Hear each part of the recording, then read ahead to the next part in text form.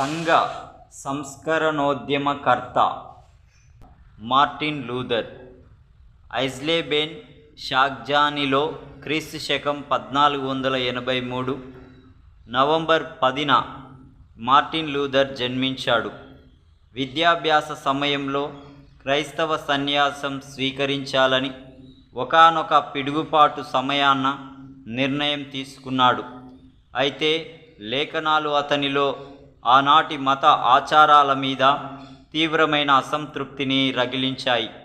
పాప క్షమాపణ విశ్వాసం ద్వారా దేవుని కృప వలన పొందవలసి ఉండగా డబ్బుతో కొనుక్కోవడం క్రీస్తు మరణ పునరుద్ధానాలను అవమానించటమేనని, విశ్వాస మూలంగానే పాపి నీతిమంతుడుగా తీర్చబడతాడనే విశ్వాస నియమాన్ని లేఖనంలో నుండి చూపించడం ద్వారా అంధకారంలోనూ గుడ్డితనంలోనూ ఉన్న ఆనాటి మతాన్ని నిజ క్రైస్తవ్యం వైపునకు, సత్యం వైపుకు తీసుకొచ్చేందుకు దేవుని సాధనంగా నిలిచాడు.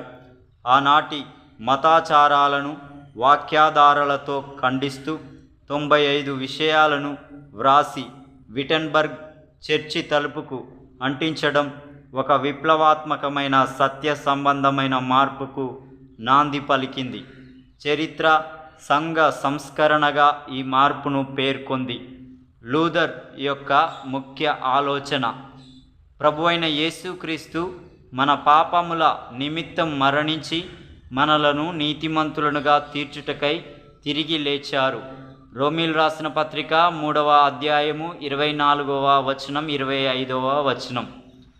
ఆయనే లోక పాపములను మోసుకొని పోవు దేవుని గొర్రెపిల్ల. యెషయా గ్రంథం 53వ అధ్యాయం 6వ వచనం. నా వ్యక్తిగత ఆధిక్యతలను బట్టి, కార్యాలను బట్టి కాక, ఆయన చిందించిన రక్తం వలన కృప ద్వారా నన్ను విమోచించెను. రోమీలు రాసిన పత్రిక 3వ అధ్యాయం 23 నుండి 25 వచనములు. విశ్వాసం ద్వారా నీతిమంతులనుగా తీర్చుట ఎన్నో అపాయాలు, ఎదిరింపుల మధ్య దేవుని కృప ద్వారా కాపాడబడి మతపరమైన మూఢాచారాల నుండి ఆత్మ ద్వారా రక్షింపబడే విశ్వాస న్యాయాన్ని ప్రకటించడం జరిగింది. తన 62వ ఏట క్రీస్తు శకం 1546 ఫిబ్రవరి 18న విశ్వాసమునకు కర్తతో శాశ్వతంగా ఉండేందుకు వెళ్ళాడు.